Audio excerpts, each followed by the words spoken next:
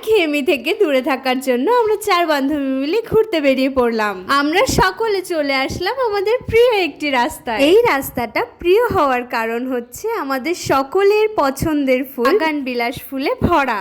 এখানে আমার বান্ধবীগুলো ওই গাড়িটার ধুলো খাওয়ার জন্য ওয়েট করছে আর আমি দূরে বসে আছি। পর গাড়িটা চলে যাওয়ার পর আমি রাস্তায় উঠে পড়লাম ভিডিও বানানোর জন্য। আর বললেই কি ভিডিও বানানো যায়? যখনই না ভিডিও বানাতে শুরু করলাম তখনই কেউ না কেউ ঠিক চলে আসছিল। মুখই ঢাকা পড়ে গেছে। আমি তুই বেশ ফুল ছিঁড়তে গিয়ে ওই ওই নিচে পড়ে যাবে, ঠিক আছে?